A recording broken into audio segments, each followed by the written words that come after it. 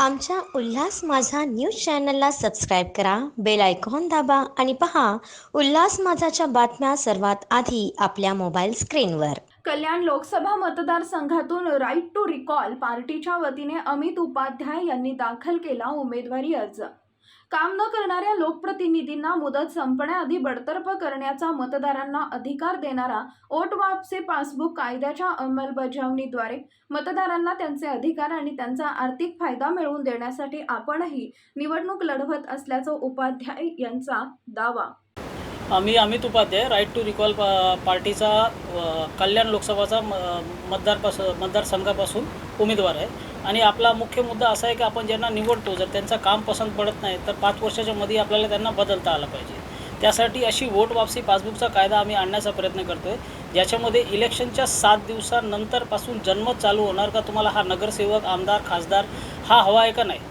तर जेवढे मताने तो जिंकून आला आहे त्याच्यापेक्षा जास्त लोकांनी उघड जनमतमध्ये जर कोणी दुसऱ्याला समर्थन केलं तर त्याला राजीनामा द्यावा लागेल आणि तिकडे परत इलेक्शन होतील. आणि त्या इलेक्शनमध्ये जर तो उघड जनमतमध्ये हारतो आहे तर कॉन्फिडेन्शियल वोटिंगमध्ये तो नक्की हारणार. मग त्याच्यामध्ये त्याची खुर्ची बदली होईल. तर प्रत्येक नगरसेवक, आमदार, खासदार याला आपला जो जनमत आहे त्याच्यामध्ये आपला परफॉर्मन्स वाचून चांगलं व्यवस्थित काम करावं लागेल, एफिशियंटली आणि प्रामाणिकपणे.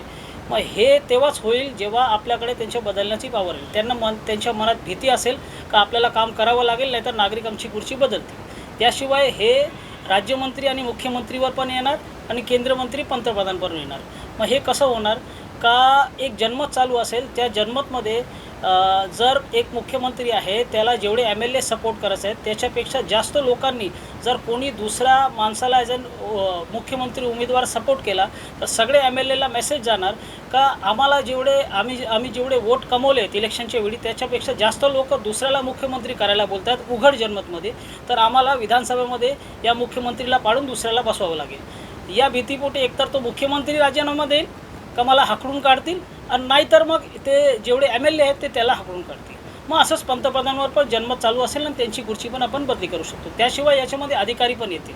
अधिकारींवर पण जन्मत चालू असेल तर त्याच्यामध्ये तलाठी येईल, तहसीलदार येईल, राशन कार्ड ऑफिसर येणार, मग पोलीस कमिशनर. म्हणजे 51% जर ठाण्याची पब्लिक अशी म्हणते, ठाणे जिल्ह्याची, का मला हा पोलीस कमिशनर नको आहे, त्याच्या ठिकाणी हा पाहिजे, तर पोलीस कमिशनरची खुर्ची जाईल. मग त्याच्यामध्ये ट्रॅफिक पोलीस कमिशनर, शिक्षा अधिकारी, चिकित्सा अधिकारी, जज, फूड ॲडल्ट्रेशन ऑफिसर पण येतील.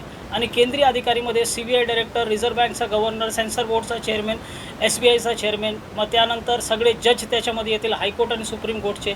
मीडियाचा भ्रष्टाचार काढण्यासाठी राज्याचा आणि केंद्राचा दूरदर्शनचा चेअरमॅन, आणि इलेक्शन कमिशनरचा हेड म्हणजे नॅशनल इलेक्शन कमिशनर, तो पण या वोट वापसी पासबुकच्या कक्षेत असेल. म्हणजे 51% लोकांनी जर म्हटलं तर इलेक्शन कमिशनरची खुर्ची बदली होईल. हे आपली वोट वापसीची, ह्या वोट वापसीचा कायदा आहे. मग त्यानंतर आपल्याकडे प्रत्येक घरामध्ये 15 ते 20% पैसे GSTमध्ये जातात. मग GST रद्द करण्याचा कायदा आहे. GST रद्द करून रिक्त भूमिकर येणार. रिक्त भूमिकर काय, जे काळे पैसेवाले असतात, IAS IPS मंत्री संत्री, ते त्यांची काळे पैशांची जागा घेतात आणि ती जागा जी आहे ती ब्लॉक होते, ते कोणाच्या कामाला येत नाही.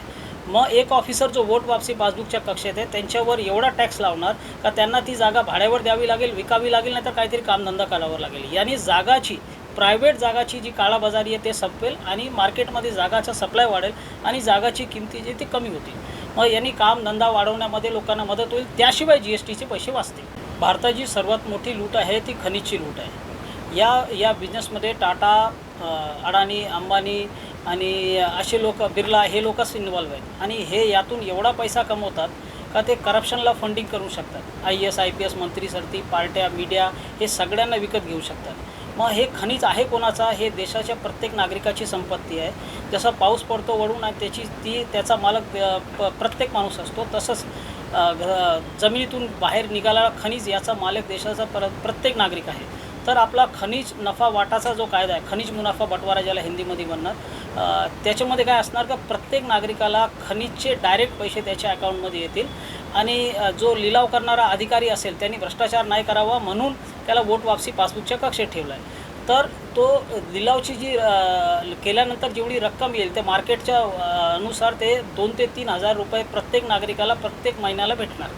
त्याने काय होईल की खनिजपासून बनवलेली सगळी वस्तूची किंमत कमी होईल आणि त्याशिवाय लोकांना 2 ते 3 हजार रुपये खनिजचा वाटा दर महिने प्रत्येक वोटरला भेटणार. हे एवढी मोठी खनिजची लूट आहे. त्यांनी काय होणार, ती लूट थांबेल आणि जेवढे लहान व्यापारी आहे ते लहान व्यापारी या खनिजच्या बिझनेसमध्ये म्हणजे टाटा, अडाणी, अंबानी ज्या बिझनेसमध्ये त्यांनी मोनोपोली करून ठेवली आहे, ते मोनोपोली तुटेल आणि लहान बिझनेसमॅन जे आहेत त्या बिझनेसमध्ये जातील आणि जे बिझनेस आहे ते ग्रो होईल. आपण पहिले बघितलं की GST कॅन्सल होईल. आता GST काय आहे, GST असा टॅक्स सिस्टम आहे ज्याच्यामध्ये लहान आणि नवीन बिझनेस मारले जातात. मग GST पण कॅन्सल होईल आणि त्याशिवाय हे जो खनिज नफा वाटाचा कायदा आहे हे आल्यावर लहान बिझनेसमॅन जे आहे ते मोठे बिझनेसमध्ये मोठे बिझनेसमॅनमध्ये ट्रान्सफर होऊ शकतात आणि जे आहे ते बिझनेसचा ग्रोथ होईल. ठीक आहे. आमच्या उल्हास माझा न्यूज चॅनलला सबस्क्राईब करा, बेल आयकॉन दाबा आणि पहा उल्हास माझाच्या बातम्या सर्वात आधी आपल्या मोबाईल स्क्रीनवर.